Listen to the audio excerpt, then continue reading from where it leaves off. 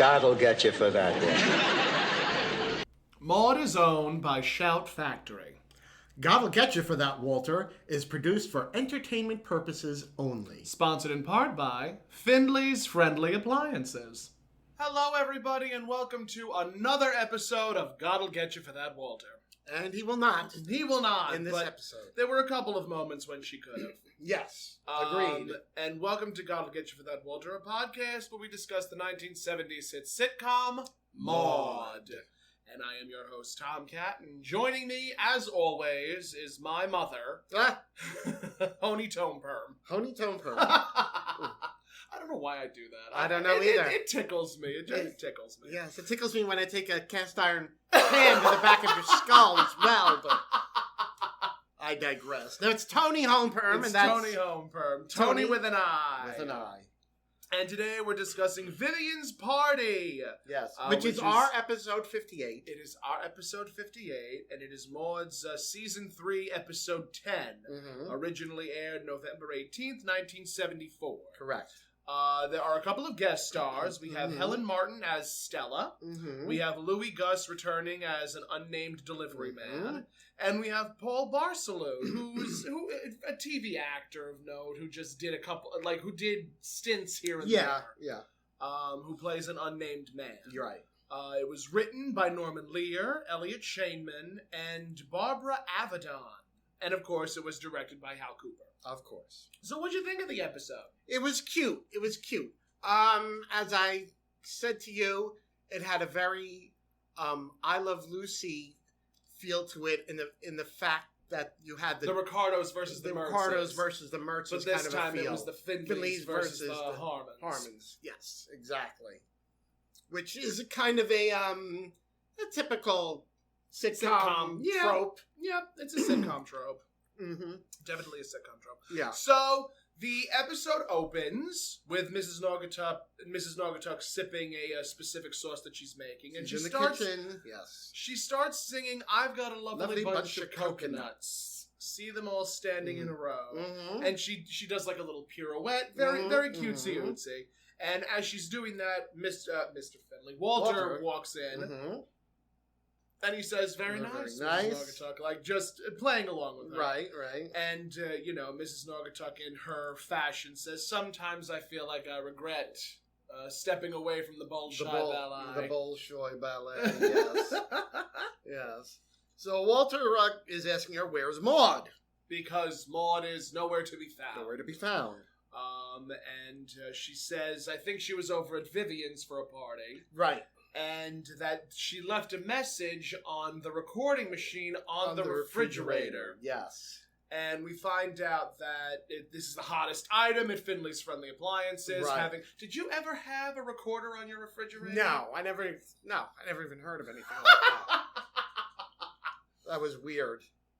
I mean, hey, nowadays you can actually do that. Well, now they have refrigerators that are connected to the internet. Yep. I mean, isn't that something? Oh, it's you can lovely. send text messages. There was actually a meme that I remember seeing a couple of months ago, where a mother took away their daughter's device, and then I think it was a couple of tweets,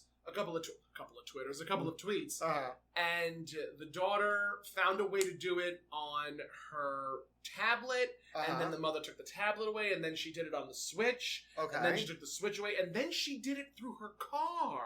Oh. She found a way to access the internet through her car. Mm-hmm. And it was just one of those things where I'm like, wow, technology has certainly come a very long way. Yeah, really. Very true. Obviously, Walter then says, this is the hottest item at Findley's. Right. Like, everybody wants one. I think he said he sold like 12 dozen or a dozen or whatever it was. Mm-hmm. And he hits the button to hit play, and it's Maude's voice saying, Walter, don't go. I need you to, don't take off your coat. Of course, he's in the middle of taking off his coat. He's in the middle of taking off his coat. And he goes, oh, well, come on, Maude. I just got home. And the voice responds back, I know you just got home. So he ends up clicking it off and says, do you believe it? My wife is now having me argue with my refrigerator. Right. And I think Mrs. Naugatuck says something to the effect of, I've heard the two of you argue and you could use the practice. Yeah. That was funny. Yeah. I enjoyed that. And she tells him to listen to your refrigerator. Yes. Listen to the refrigerator. And then I think at that point, Maude enters and says, Walter, don't you listen to your appliances? Right. And we have apparently 3 hours to the party that Vivian is hosting. And Maude has been helping her for that. Right. And then I think at some point... Carol comes in, and she's trying to, talk to her mother about, how much she paid for the outfit that she had on. Right, And she had a very attractive, jacket. It was a jacket dress situation. Yes. And, Maude is like, Carol, I cannot have a conversation with you just here. Buff this. Right. And Carol's like, Mother, you're never going to guess how much I paid for this. And, Maude is constantly interrupting her. Carol's trying to talk to her about the outfit. And then, Maude turns her back on Carol, and Carol says, by the way, Mother, I'm 3 months pregnant. Yes. And Maude says, Carol, I don't care what you do at the office. When you're here, you work. You work. Which, I mean, isn't that just like a mother to put their child to work at home? Especially for a party. Yes. So Walter exits from the kitchen, and Maude is like, you're still here? Yes. And we find out that, Arthur sprang a party of 12 onto Vivian that day. Yeah, last minute. So Maude is all hold it, before you even continue that. What husband in their right mind would say to their spouse, by the way, we're serving for a party for 12. It doesn't matter what time of day it is. It takes a lot of time to... Oh, God, yeah. Nowadays, people can order in bulk. They can buy sandwiches. They can buy a hero. They can buy a 6-foot hero. Yes. Whatever it is. And just have that delivered to the house. Very true. But during the 70s, it was a little bit more, I guess the term would be romantic, where you would have the maid or you would have the wife prepare a large feast for, and it would be done either the night before or it would be done a week in advance. Yeah. Because that's what, for my family, that's how we used to do Sunday dinners. Everything would be prepared a night or two before, and then that Sunday, everything would just be put on heat. Right. And then served that day. Right. But apparently not so in the Harmon's household. No. Uppity white people. Yes. So Maude is going on, poor Viv, she's a nervous wreck. Yep. And I think she then goes back into the kitchen. She goes back into the kitchen and, I do apologize for the coughing. Allergies. My allergies are terrible. The allergies are awful. So just bear with us. So as Maude enters into the kitchen, she can't help but smell the delicious food that Mrs. Naugatuck has been preparing. Yes. And, she opens this sort of crock pot, Dutch oven situation, and she says, well, Mrs. Naugatuck, all those years working for royalty certainly paid off. Where did you get this fabulous recipe? And what does Mrs. Naugatuck say? From the TV guide! Oh, we love that. Did you ever use any of the recipes from the TV guide? I don't think so. There is one chef, and I use the term loosely, because he doesn't classify himself as a chef, and his name is Brian Hollis. And he is very popular on TikTok. Okay. He makes a lot of recipes from, the Great Depression. Oh, okay. From the 20s, the 30s, the 40s, the 50s. I'm familiar with, cooks or cooking aficionados that do that. And he is one of those people that will make these sort of interesting dishes that no one has heard of in a long while. He was the one that made the candlelight dessert, which was the banana with the whipped cream and the cherry on top with the pineapple. Yeah. He also made peppermint patties from 1946. He also made the water pies. That was when when your husband made the water pies, I was like, oh, I'm familiar with that. And, he is such a fascinating individual because he will find recipes from whether it's old TV guides from the 70s or whether it's cookbooks from the 30s or 40s or what have you. And, he is, again, he's just so, and he's so entertaining.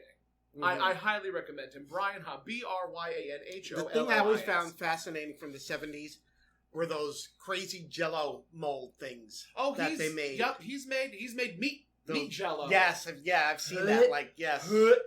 No. It's always reminded me of head cheese. if you know what head cheese is. Nope. Absolutely not. You know what head cheese is? Isn't it like a bologna situation? Yeah, it's sort of like you think it's like formed into the shape of like a luncheon meat or something, and absolutely not. And then it's the closest thing I come to that is mortadella. That's the closest I will ever come to head cheese is mortadella. Yeah. I like mortadella imported. Yeah, of course imported. It's very thin. Go ahead, cough it up. There was actually George Carlin did a bit on like different types of foods, like yogurt. You couldn't say yogurt because it sounds like it's coming up again. Yes, it does. And like making jokes about head cheese and like all the. But when did the Jell-O molds really become a thing? Was it during the 70s or was it 60s, early 70s? Early 70s, yeah. Okay. Especially the like the women's magazines. Yes. Like would have you know those ads and all, and Jell-O wanted to sell product, and so when did Spam become a thing? Spam was much earlier. I think that was like around World War II. Okay. Because it was a cheap way to have like some sort of like meat product.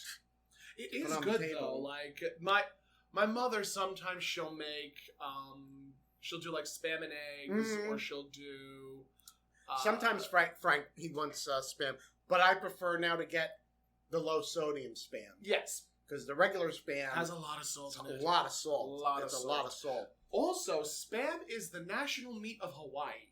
Yeah, they love the Hawaiians love also spam. In the Philippines too. Yes, it's real. It's like there's like all these recipes that they make with it. So very interesting. Interesting how that became a thing. A thing. So where were we? Where were we? Where were we? We were talking about TV Guide. Yes, TV Guide. Yes. So, TV Guide. I think at that point, Maude exits into the living room, and Philip comes in from outside, and he says, "Hi, Grandma." She says, "Not now, Not Philip." now, Philip. You're Isn't so it loving. just such a loving grandma. Loving grandma. And Philip starts pulling the He gum. He strums his gum. Did you ever do that as a kid? No. I did. Oh. I did. I actually chewed a lot of bubble gum. Well, yeah, that was... Oh, I'll tell you. You probably don't know about this. You'd be surprised, but go ahead. Back in the day. When dinosaurs roamed the earth. Yes. When I was a little kid. Originally, you only could get like the Bazooka Joe bubble gum. Yeah. And that stuff is hard as a friggin' brick. Oh, Then they came out with bubble gum. Yeah. And it was the soft. It was the soft bubble gum. And it was like, ooh. It was all the rage. Then a rumor came out. Oh, no. That said there were spiders' eggs in the bubble gum. And like all of a sudden, and like, people were like, stop buying the bubble gum. Who started the rumor? Well, this is what happened. Bubblegum actually took out like full-page newspaper ads. Yeah. In like, all over the country to, tell everyone, there are no spider eggs in the bubble gum. And if you know of someone who started the rumor, please notify them and there will be a reward and all this stuff. Yeah. I can't even look it up on my phone because it's dead. Yeah. I would Google, like, who started the rumor about the spider's eggs and bubblegum. But yeah, but that I mean, was a big thing. Bazooka Joe and it was probably at about this time. Interesting. At the same time, yeah, probably. It was maybe a little, actually maybe it was a little bit later. Probably a little bit later. So like 76, 77? Yeah, I think so. Okay. But it was a huge thing. And that wouldn't surprise me. That would not surprise me in the slightest. I mean, I remember years ago when we would get like Bazooka Joe from the Ice Cream Man, and just again hard as a rock. Like you're chewing it, but then like as soon as you started chewing it, it softened up a little bit. But that stuff was like a brick. Still is. Yeah, still is. Do they still make it? I don't like look at candy. I think Bazooka Joe is still a. But you know what? I think they changed it. I think it probably is like a soft gum now. Yeah. If it's around, Ain't nobody got time for brick and bubble gum. No, no one has time for hard things in their mouth. No.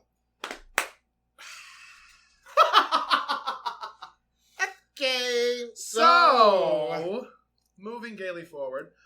So, Philip is strumming his gum, like pulling it out of his mouth and strumming it like a guitar. Right. And, Walter's like, Philip, no one does that. If you want to be a decent member of society, you'll stop doing that. You have to behave. You have to behave. And, Philip, in his exasperated youthful tone, says, rules! I'm surrounded by rules! Yeah, and I don't even know what the point of that whole little thing between Philip and Walter was. I do. Oh, you do? Okay. Because if you remember later, we'll get to it. Okay. And then I'll explain the resolve behind why it all comes back together. So, Maude is suggesting to Walter that he go get stuff for go the get party. some fun things for the party. Things so whoopee cushions and hand buzzers. Yes. So Walter's trying to go out the door, and of course, there's a guest. There's the first guest. There's the first guest, and it is Louis Gus as the delivery man. To those that don't know, Louis Gus is very famous for playing in Moonstruck. And also, what's his name's brother in that one episode of The Golden Girls. Oh. Yeah. Brother. No, he was the husband. Yes. He was the husband. Yes, the husband Mr. and Mrs. Caligula. Yes. Why don't you come on in and pull up a whip? You wanted my mother for sex games. It's not that unbelievable. You have to say that it's unbelievable, and then it's unbelievable. It's not that unbelievable. You don't get any lemonade. That still remains one of my favorite lines. Still remains one of my favorite lines. It is good. It is a good line. You don't get any lemonade. So apparently he has 3 heads of lettuce and 1 can of mixed nuts. 2 heads of lettuce and 3 cans of mixed nuts. No, it was 3 heads of lettuce. Was it 3 heads of lettuce? It was 3 heads of lettuce. No, because then the line he says is 2 heads are better than 1. Okay. 2 heads of lettuce, 3 cans of mixed nuts. Oh, okay. I knew there was a 3 and something. And Maude says, because Maude is upstairs now at this point. Right. And, Maude then calls down saying, I only wanted 1 head of lettuce. And then, Louis Gus, as the delivery man, says, oh, well, 2 heads are better than 1. And Maude then calls down, I heard that, Walter, throw him out. She's such a gracious woman, isn't she? Yeah. It's the pinnacle of grace. So Walter is, he asks, how much do I... He takes the bag. How much do I owe you? And he says, it's a charge. Yes. So... But then he says... go ahead. He says, you look familiar. And Walter's like trying to avoid the conversation, but... the guy, he asks, oh, you drive a blue sedan? Mm-hmm. So Walter says yes, and he says, oh, I saw you on Dover Street, or whatever it was. The main street. And you were sucking on a sour bowl and spit it out the window. Yes. And he grabs the groceries and leaves. Yeah. So were we to infer from that when he spit out the sour ball that it hit him? Either it hit him or, years ago, spitting was looked at as juvenile. Uh-huh. So if you noticed, Philip then took the gun out of his mouth again and started strumming it. Right. So it just stands to reason that even as you get older, you're still doing juvenile things. Or that Walter was yelling at Philip for being juvenile, and he did something juvenile. Remember in Willy Wonka when Violet, you're turning Violet. We're close. It definitely is Violet because Violet says spitting's a nasty habit. And she's picking her nose. Yes. Like that's sort of in that same vein. Yes. So yes, at that point, I think Walter then chases after Philip. And, Philip runs off. Mm-hmm. And then I think at that point, Maude comes downstairs and she... I think Maude comes downstairs and either Carol is coming down with her or Carol was in the background. Yes. And, Maude stops and looks up and says, 3 months pregnant? And, Carol says, I only said that to you to get you to pay attention to what I was trying to tell you. And Maude says, buff, Carol, buff. Then Maude asks her. She says, she's asking about a specific dress, low cut blue dress. Is it too sexy? And Carol looks at her and smiles and says, not anymore. And then exits to the kitchen, and then Maude says, that's right, Carol, hit and run! Mm-hmm. At that point, Arthur storms in. What are you doing to my wife? She's got the seating arrangement all messed up. She's got a brain surgeon next to a foot doctor. Right. What are they going to talk about? What are they going to talk about? Maude, in her infinite wisdom, says if they met halfway up the back, they could be talking about you. Yes. They gave her some great zingers in this episode. They did. And of course, Maude delivers it in that traditional B fashion. And Arthur is trying to explain to Maude that this is a big coup for him. Yes. Having this party and... because Arthur thinks that Maude is trying to sabotage the party because this is their first dinner that they're hosting since being a married couple. Mm-hmm. And, again, all of this could have been avoided if Arthur just made the dinner for... Also, okay, something that really bothers me. Even in... I don't know how things were years ago. I really don't. But in today's world, unless you are all in communication with each other, there is no way you're getting 12 people for dinner. Oh, God, no. I mean, 6, fine. I can understand 6, and then the husbands will bring their wives. That makes sense to me. But the fact that we can't even get 5 drag queens at one show. Like I'm saying, though. And I was the one who canceled this time. You were the one. It's just I'm thinking about this and I'm like, it's dinner for 12. What did Arthur have a meeting of the doctors in the hospital and just said, "Oh, we're having a party tonight"? It just. If my husband ever did that, I'd kill him. Of course. I would kill him. And rightly so. And no court would ever convict you. He had it coming. So at that point, that's when he notices the smell. Yes, he notices the smell. And what is Mrs. Naugatuck making? Oh, what was it? It was cabbage Dubrovnik. Stuffed cabbage. Stuffed cabbage Dubrovnik. And I've never had stuffed cabbage Dubrovnik. I've never even had stuffed cabbage. I make a sort of traditional Jewish sweet and sour cabbage. Yeah.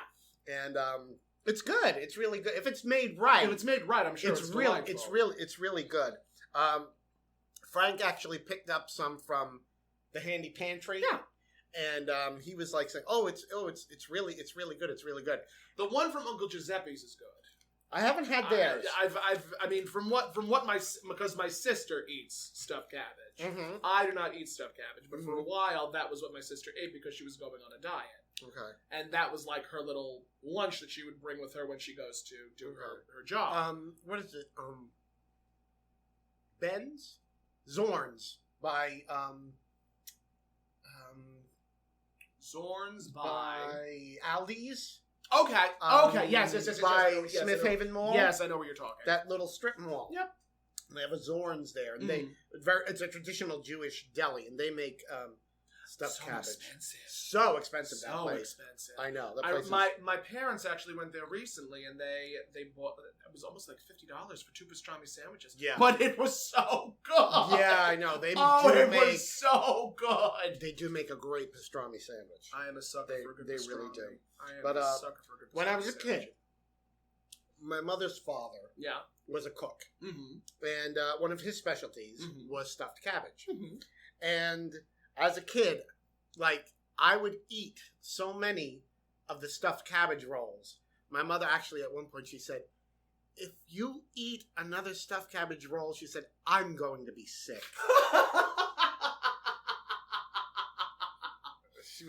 She's like, couldn't watch me eat another one. But it's one of my favorite. Stuffed cabbage with mashed potatoes. And that's your dinner. I'm done. I'm good. Oh, and if you have a good rye bread with it. Stop! You're making me hungry now. With butter. It's like butter.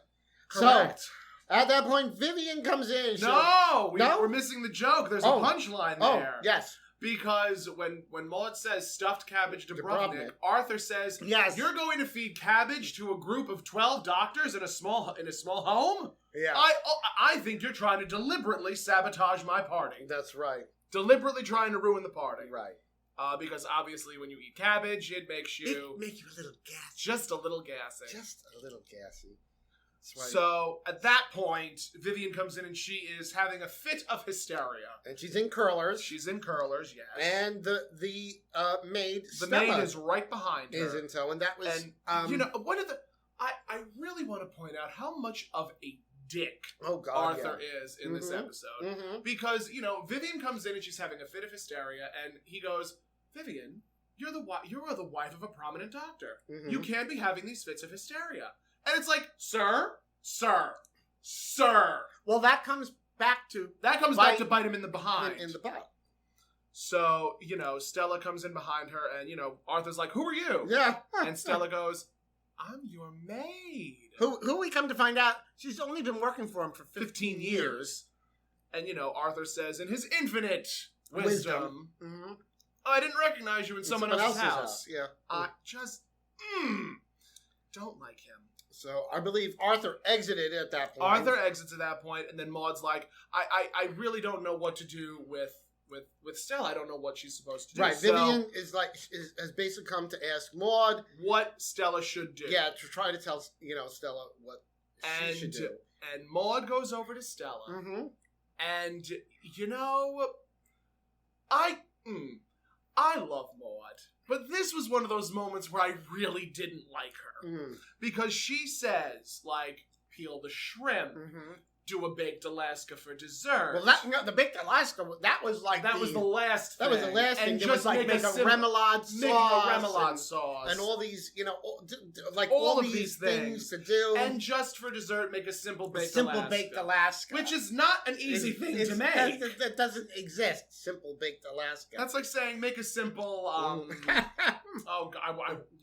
had the dessert in my head and then it just went right out my head. Like creme brulee. Well, yeah. I mean, creme brulee would probably be simpler than the baked Alaska. Simpler than a baked Alaska. But something like a 15-layer tiered cake or something. It's just very crazy. Complicated. Very, very complicated. So and then once you're done with that, simply set the dinner down and then clean up afterwards. Right. It was and Stella says, "Is that all?" Yeah. And Maude goes, "Yes, that's all." And Stella smiles sweetly and says, I quit. You know what that all kind of reminded me of there's been a lot of that going around. Yes. With, in companies. And I've seen on Facebook and things where an entire store, just up the employees just say, you know what?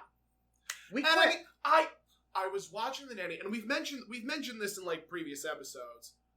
Max paid Fran $6 an hour to nanny his children. He is a multi-millionaire Broadway producer, and you're paying your nanny $6. $6 an hour. And every time they would make jokes about how much money they would get in their Christmas bonus, I'm like, I'm sure it wasn't all that much. Yeah. I don't think it was all that much at all. So, yes, that is the thing that's happening, because workers are being put to the brink, pushed to the brink of exhaustion. And working 40 hours a week ain't paying those bills anymore. Yeah. And it's becoming a pandemic. Yeah. Yeah. It's becoming an epidemic when it comes to these big corporations are announcing the largest profits, the best corporate profits ever. Yeah. And we're here as simple working class and we're struggling. Right. So what's happening, friends? Yeah, I don't know. What's happening? Or you'll see somebody has posted a screenshot where on a guest receipt where tip is supposed to go, somebody sarcastically writes, "Get a better job." Isn't that terrible? Horrible. My favorite is when it's the Jesus dollars. Oh. I love the Jesus dollars. I orgasm for the Jesus dollars. I get handed them and I'm looking at it and I was just like, ha ha ha ha ha ha. I'm going to throw this in the fire now. But then the thing is, people now, a lot of restaurants, they're losing staff. Waits are very long, and people are complaining, and it's well, you were telling people if they didn't like it, get a better job. Now that they did, you're not happy. I'm trying to think of where it was that I recently saw, but there's, I think, a restaurant in Iowa or Nebraska or someplace where they had this sort of sign that reads, gratuity not necessary because the workers are paid a living wage. Right. And I love that so much. And they do it a lot in Europe. Oh, and yeah. unless the service in Europe is like the tops, you don't tip. Right. Because it's already Right. in it's already in the fee. It's already in the fee at the end of the dinner. That's how it should be. Correct. But that's what during, I want to say in the last couple of months, there was a big scandal where an email was released to the public from the Applebee's Corporation, and they were basically I think it was the CEO of Applebee's basically saying, we're going to continue to hire more people, and those that can't make it to their job can either quit or get a better job. It was just it was a really callous email, right? And it's very easy to find. You can find you can type in Applebee's scandal letter and read up on what it is that the owner of Applebee's feels about his workers. Right? And it was just one of those things where I'm like, why? What leads a person to say that all of their workers are just that expendable? Yeah. I don't get it. Callous disregard. Correct. Callous disregard for the working class. For humans. For Correct. just people in general. So yeah. We continue down this road. Yeah, where she so says, Stella says, I quit. I don't do windows. No windows? And I don't do parties. That's right. And Maude says, which is why the Harmons have the quietest house and the dirtiest windows in the neighborhood. And Vivian's like, but Stella, you're like family to us. And Stella says, yeah, black sheep of the family. Black sheep of the family. And this was, Stella was played by Helen Martin? Helen Martin, right? From 227. From 227. She was like one of those older ladies that sat in the window, basically. Yep. I, too, was one of those old women that sat in the window. I still am one of those old women that sits in the window. Yes. That's a good career move for you. The best career move for me. No more dropping to my knees anymore. No. Well. Oh, shush. So, Maude is like, Vivian's like, my maid is going to quit. And, Maude in her grace and her dignity says, Vivian, I am a liberal and these are my people. Yeah, her people. Yeah. And, she goes on this bit of a monologue where she's talking about, I really just did not pick up half the things that she was saying. It was just... But she was going on one of those, bleeding heart liberal monologues where it's her being the white savior again and just going on and on and on. And, Stella then comes back at her and says, well, if that's how you feel, you can serve the people and I'll clean the windows. Right. And, Maude stops her and says, wait a minute, I am not that much of a liberal.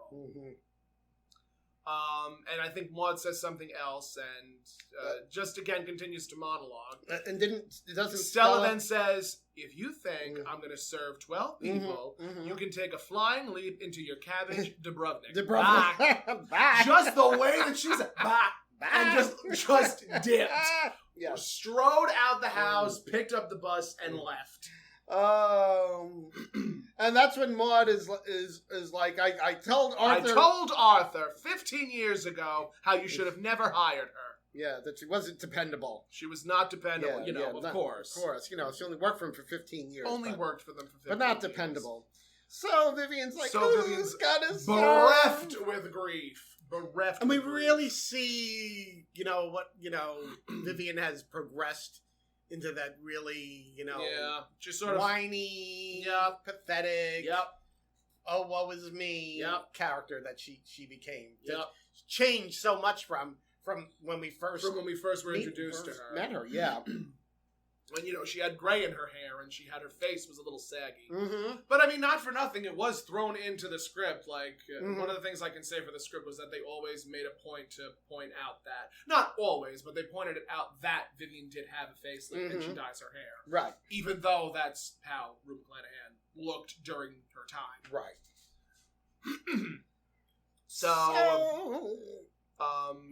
Vivian's like, what are we going to do? What are we going to do? Who are we going to get to serve the people? And then at that point, Mrs. Naugatuck comes in singing, Home, Home on the Thames. Have you ever been to the Thames? I've never been out of the country. Oh, that's sad. I know. Neither have I. Oh, well. The closest I've been to out of the country is Hawaii. What? And You left the mainland. That was the last time I will ever go to the islands. Okay. So, Maude tells Vivian she's going to lend her Mrs. Naugatuck. Yes, and, Vivian's like, well, wait, do you mind? And Maude goes, who would mind? And Mrs. Naugatuck immediately shoots up her hand. Raises her hand. And, of course, Maude says, Mrs. Naugatuck, if you would like to leave the room, you don't have to raise your hand. And, Mrs. Naugatuck says, just a moment, just a flippin' moment.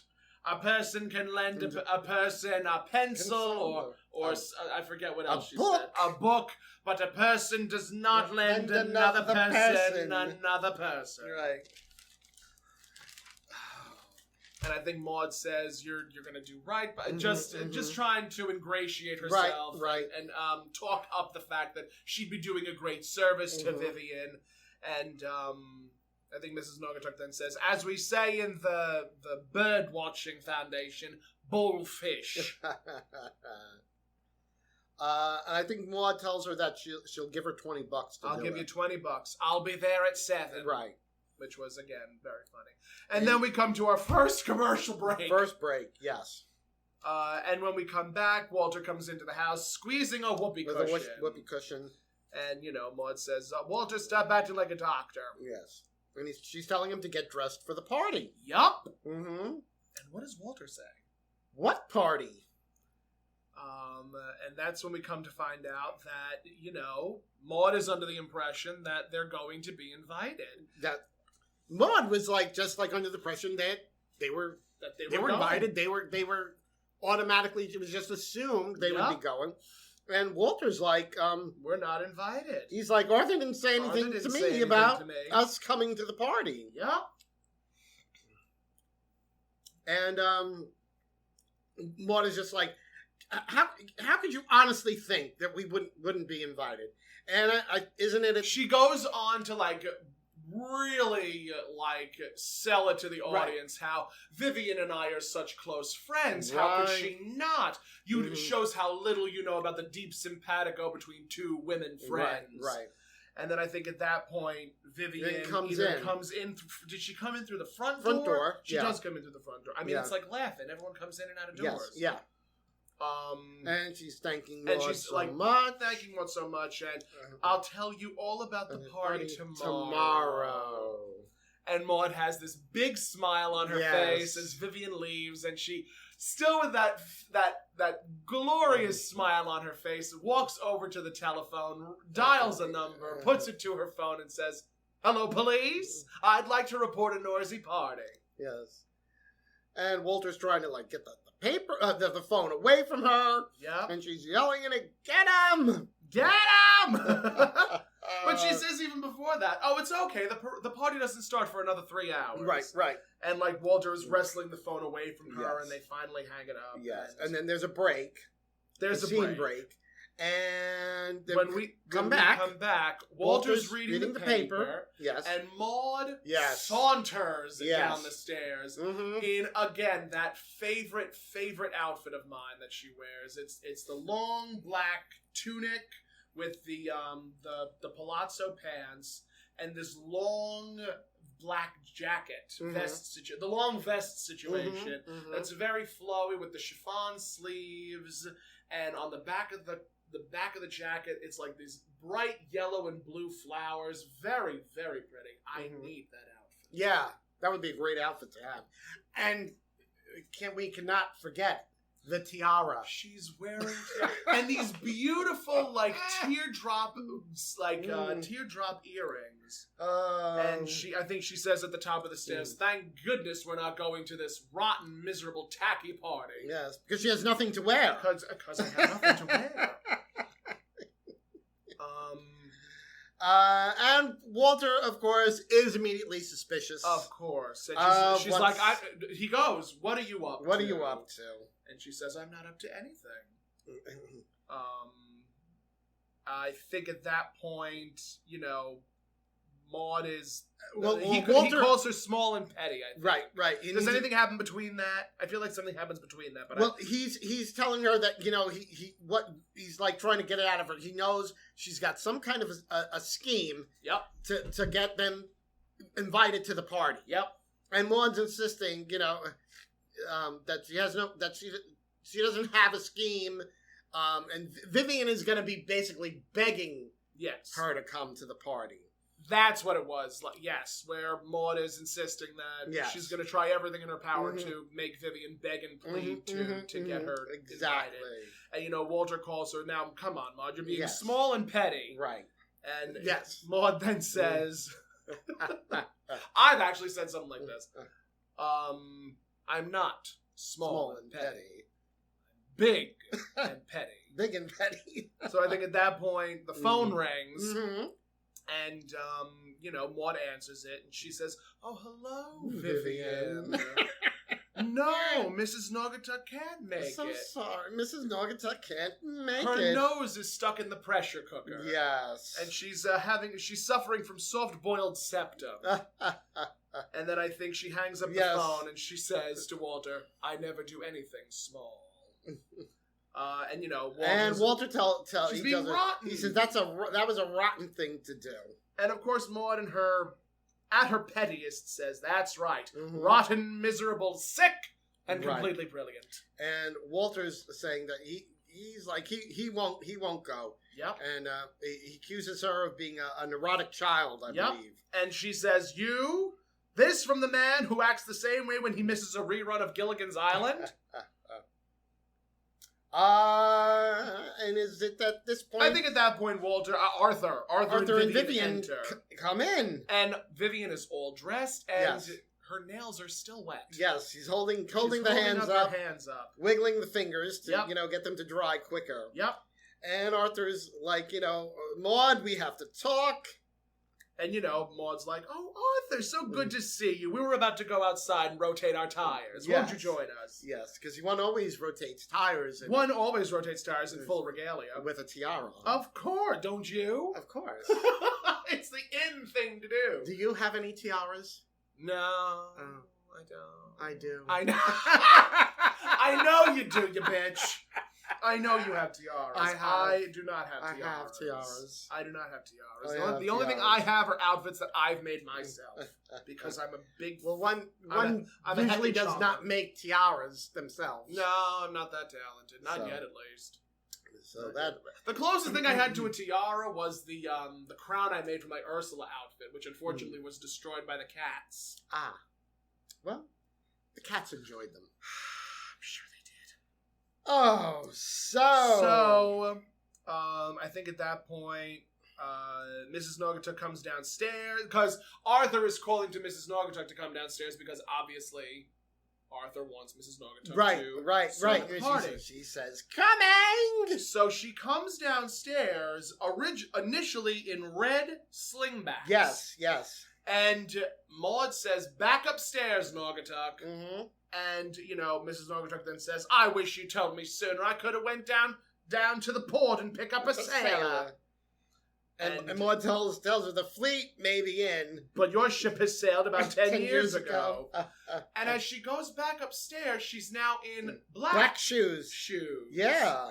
So that was very interesting. I caught that like one of the last times I was watching the episode, and I'm like, I wonder why that happened. Yeah. And then I realized that sometimes they'll just either re-record something because it needs to be re-recorded, or just doing reshoots here and there. Yeah, definitely. And they didn't catch that. They didn't catch in that wardrobe in editing. They didn't catch it. Yeah, in the wardrobe. that she had on the wrong shoes. Yep. Because then they switched back to the red. Then they switched back. They went to from the red to black to back to red. Back to red. Yes. So at that point, Mrs. Naugatuck goes back upstairs, and I think at that point, Maude is like, "You are welcome to get down on your hands," and basically saying you can try and beg for my forgiveness. Right. You're welcome to try. Yeah. And then I think at that point, Walter's like trying to reason with her, saying, "Come on now, the parties are dull, dumb, and stupid." Right. And even when the doctors are trying to tell jokes, all the parts of the body are in Latin.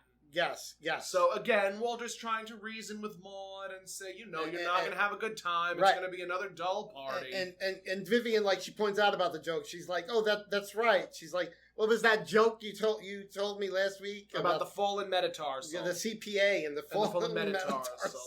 To those that don't know, the metatarsal is the middle of your foot. Yes. So, I think at that point... And Maude is just like, "That's not good enough." That's not good enough. You're saying that Walter and I are not good enough for your party. Yes. And I think she makes a joke about their home being decorated in early Jack in the Box. Arthur says he tells her she has to release Mrs. Naugatuck. That was like such a rude thing to say. Yes. Like, you were not owed Mrs. Naugatuck. That was a kindness. It reminded me of Clash of the Titans. Release the Kraken. Release the Mrs. Naugatuck. Release the Mrs. Naugatuck. Aww. I do love that movie. It's a very good movie. Actually, I was talking to somebody online. Who was it? Oh, Evan Lawrence.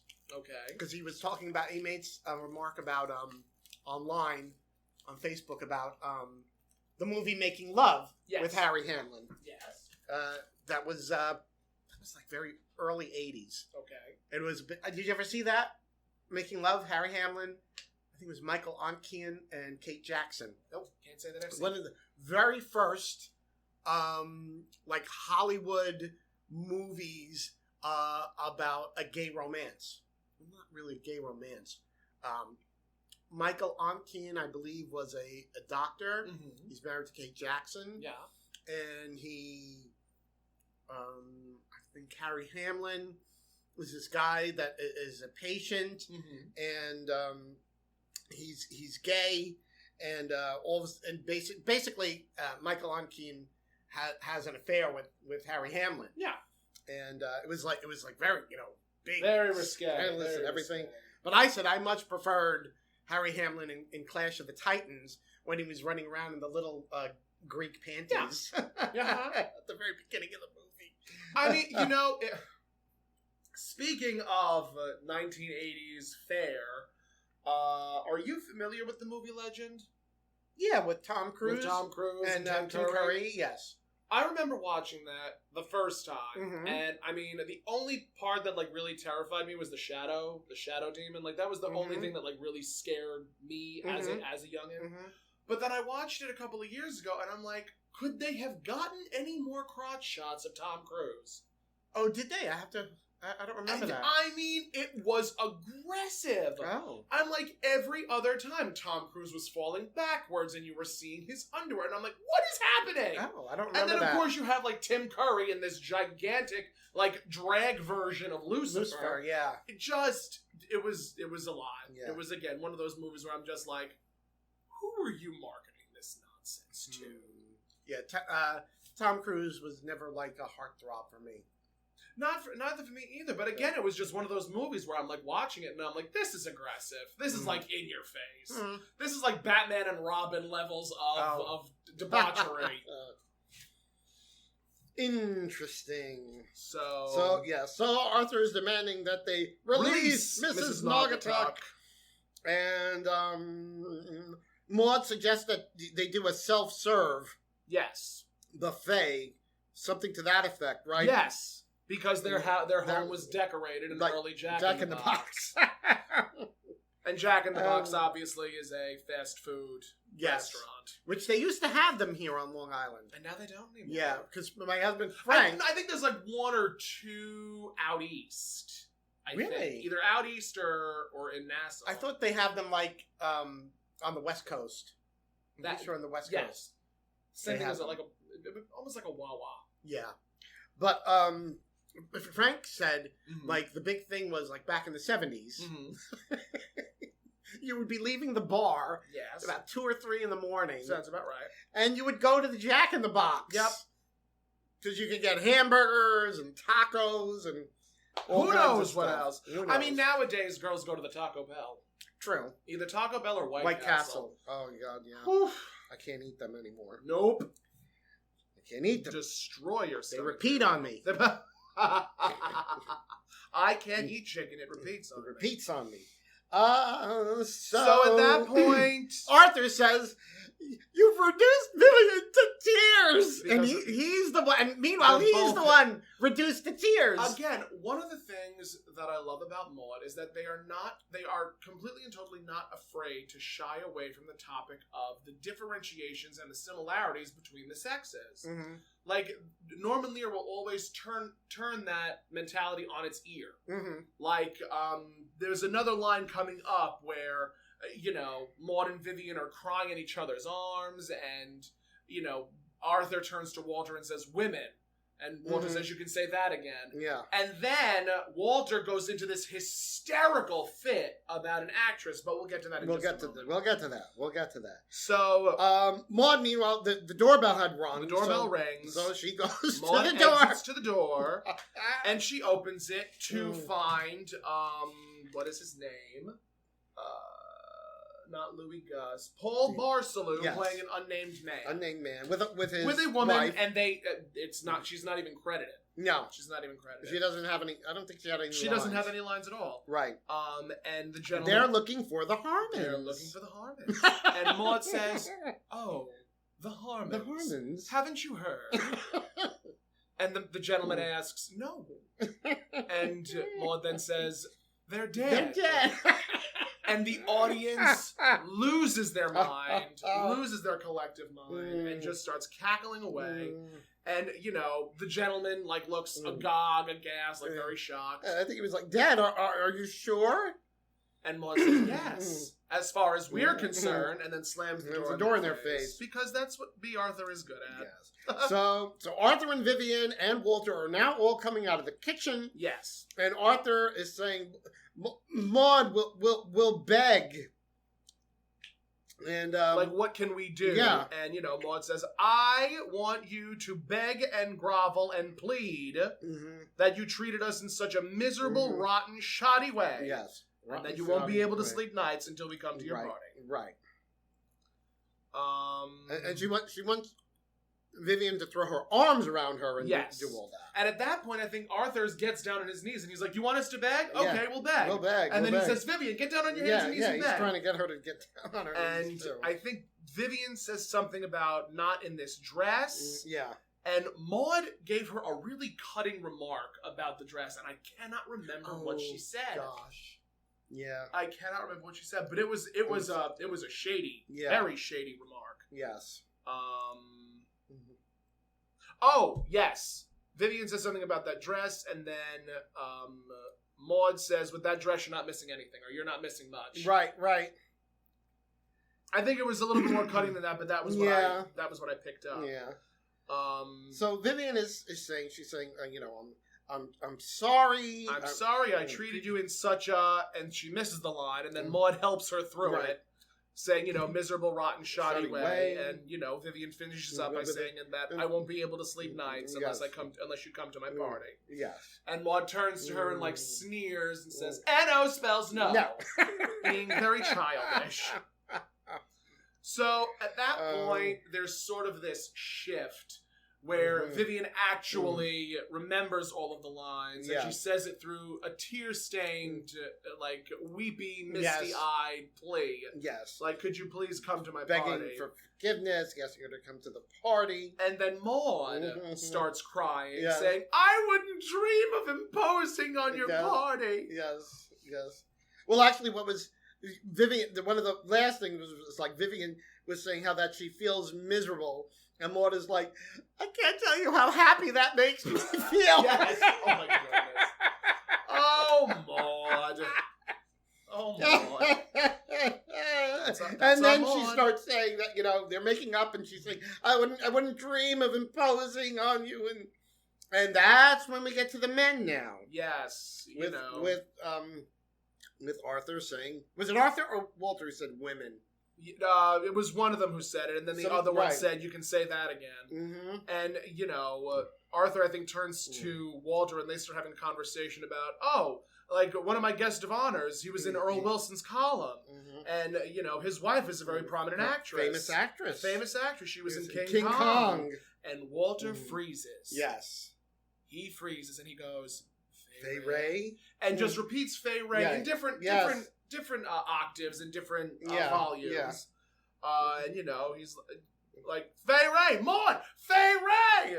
And Arthur's like, oh, you've heard of her. I think he was like, oh, you've seen it, right? Something like that. Some of that effect. And I think at one point... Doesn't Maude say he's going to bring up Bruce Cabot? 10 to 1 he mentions. Like, under her breath, 10 to 1 he mentions Bruce Cabot. Yes. And he's like, Bruce Cabot. And he just mentions the entire end of King Kong. Yes. Where, you know, he mentions Fay Ray's long flowing hair and the ripped dress. Robert Armstrong.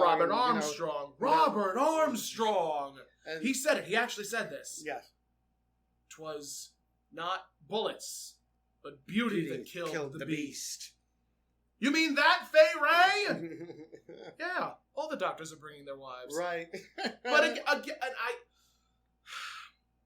I hate that level of ownership. Where it's like, sure, all the doctors bring... I mean, we had this conversation...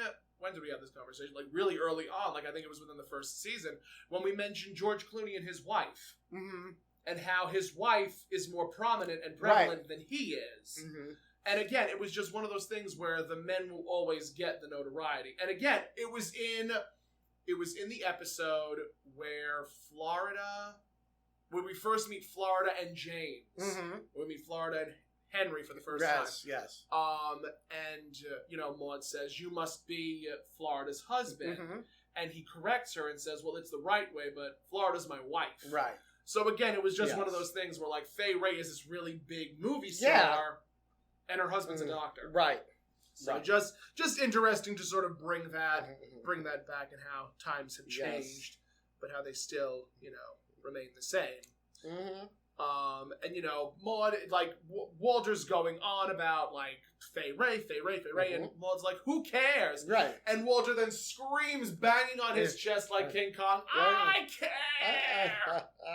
Which was adorable. Yes. And he wants to go to that party now. And again, now at this point, you know, Maude's like, oh, Walter, you're acting like an angry little boy. Yes. And he goes, well, I am a mad little boy. Yeah, and he says it like a toddler.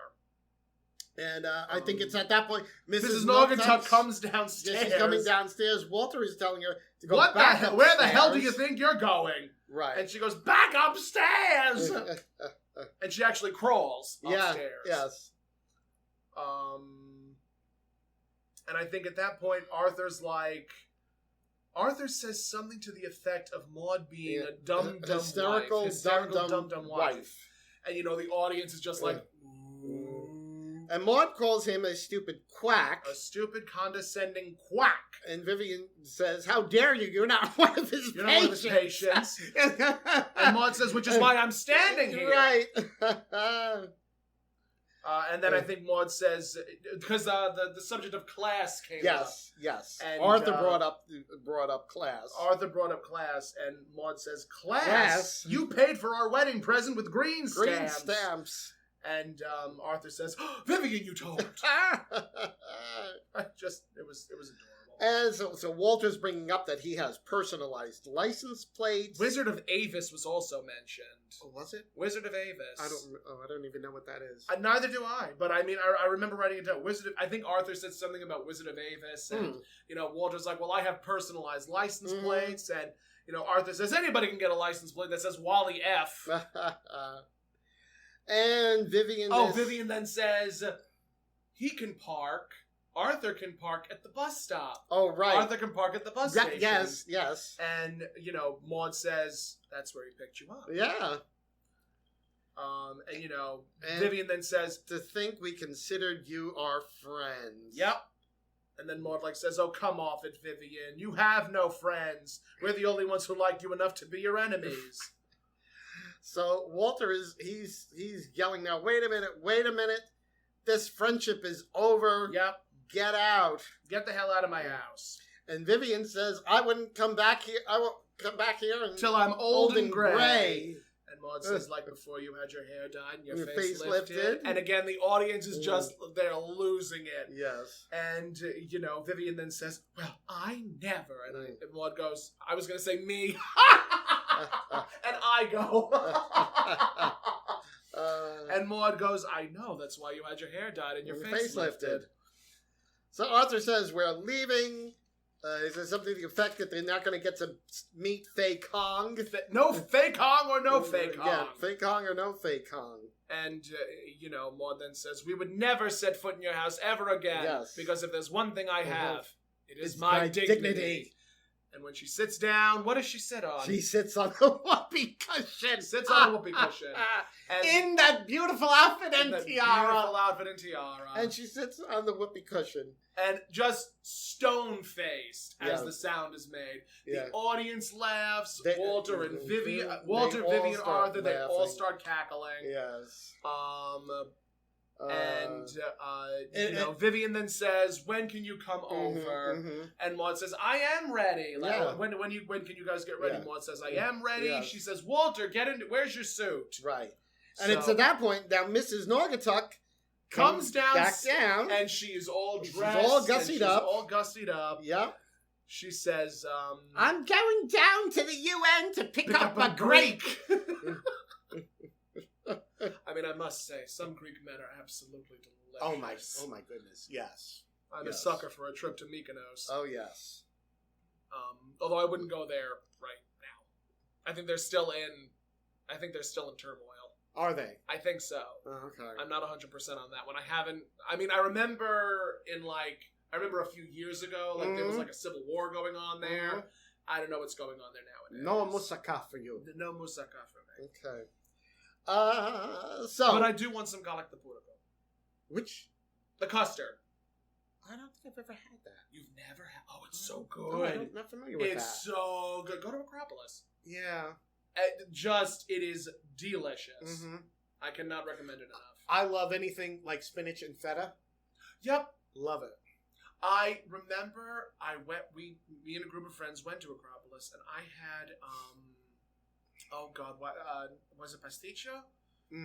That's the macaroni? It's the macaroni with the cream custard on top. Yes. It was, and it has so the ground beef the with ground the beef cinnamon in it. flavor. It was so out of this world delicious, and I want it. I want it more.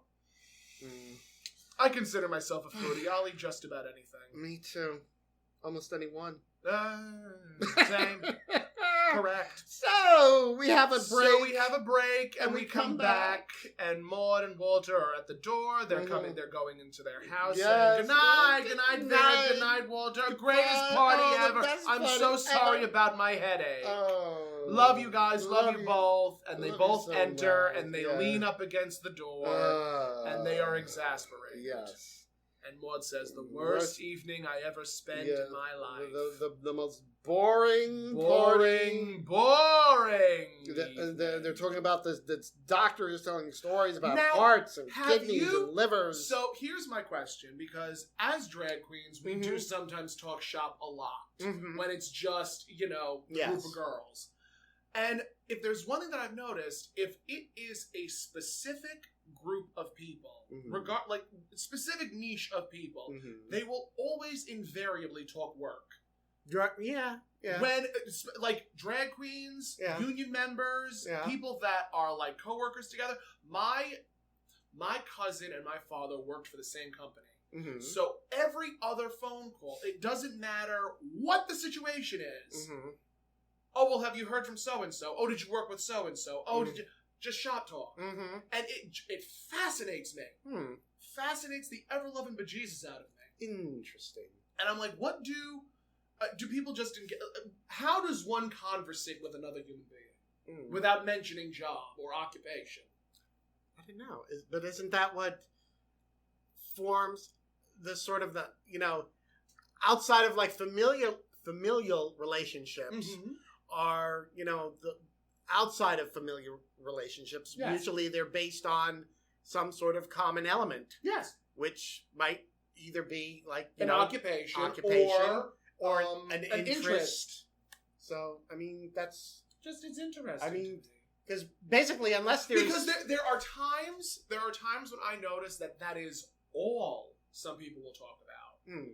That is sometimes what people will talk about exclusively, because that is the only connection. See, with me and my family, there are only so many similarities. I am a liberal. They are conservative. I am a Democrat. They are Republican. So political talk just goes nowhere. And if it goes anywhere, it's to war. Right. And also, I do drag. I enjoy Broadway. I enjoy shows. Like, the only thing I really have to talk about with my family is my life and the life of our family. Like last night, I'm using this as an example. So, to those that don't know, I was at a number of gigs this past weekend, where I was at CUNY, where I was doing a gig for CUNY that I took from this darling person. Because I took ill. They were, took ill. Took ill. That's what it was. I didn't poison him. No. So there was a gig for CUNY. There was a gig for New Bar. There was the Friends of Dorothy show. And then yesterday was Long Island Pride. Farmingdale Pride. It was Long Island Pride. And, you know, my mother and I do have a lot of similarities in the fact that we look alike, we sound alike, we talk alike. Who are you, Patty Duke? Correct. Well, Kathy likes the minuet, the ballet russe and crepes. Our Patty likes to rock and roll. Which one like the hot dog? That would be you. That would be me. Thank you. Appreciate you. And, you know, it was the first time in a long time that I was actually able to have an open, honest conversation with my mother about makeup and costuming and drag and the gigs that I've been working. And for the first time, my mother actually acknowledged that I've been working my tail off. Because I have been. Yeah. Like, between the Golden Girls gigs that we have, the gigs that are going to start lining up eventually, the costumes that I make, the voiceover stuff. Like, it was just one of those really nice moments where we talked about something other than family, and other than politics. Right. So it's fascinating. It's fascinating to dissect a conversation with someone, especially when there is only so many connections to be made. Like when I mentioned that you were my drag mother, she laughed. I did. I told her. Because I had mentioned that Diamante was Alexis Flame's daughter. Right. And you know, I had that moment with her, and then I explained that to my mother, and she was just listening. She was listening. I don't know if she saw the joy in my face. I know she heard the exhaustion. But she came downstairs and she was so cute. She's like, "You still have white on your face." I'm like, I'm glistening. It's all albaline. That's all albaline. All the makeup is off of my face. But again, it's fascinating to dissect a conversation with someone you don't traditionally have a lot of connection with outside of the family. Right. True. So, interesting. That was definitely something. So they're talking about shop talk, and you know, Maude was mentioning bladders, and livers, kidneys. My butcher would have felt right at home. Right. Would have been right at home. And you know, they're both so tired and so exhausted. And now let's remember, the party started like at 7. Party started at 7. Yep. And I believe is it Maude that makes the remark? Maude says, "What time is it?" No, it was the longest night. Longest night of their lives. It was Maude that said that. Longest night of their lives. Yes. And you know, Maude's stretching and Walter's stretching, and Maude asks, "What time is it?" And what time is it? Only 8:30. So they were only at the party an hour and a half. Had to leave. They were only there. It was the party she had to get to. Had to attend. But I mean, that's situation comedy. But situation comedy. That they had to do something to make the audience laugh. Like I said, typical, you know. That was definitely. Ricardo, Mertz's, honeymooners, very much that. All those, you know, those typical sitcom trope things of the neighbor couples. And I think like that happens maybe once that happens a couple of times more, because again, like now that the show is in full swing, they've been renewed for a couple more seasons. They leaned into the relationship between the Finleys and the Harmons a little bit more. Yes. So I definitely appreciated that. Yes. And again, it was all over a very good episode. It was. This was a good episode. It had some really funny parts to it. Not in the top 50, but No. definitely within the top 100. Yes, it's definitely one of the better episodes of season 3. Season 3, yeah. Let's put it at that. Definitely. I definitely agree with that. Yeah.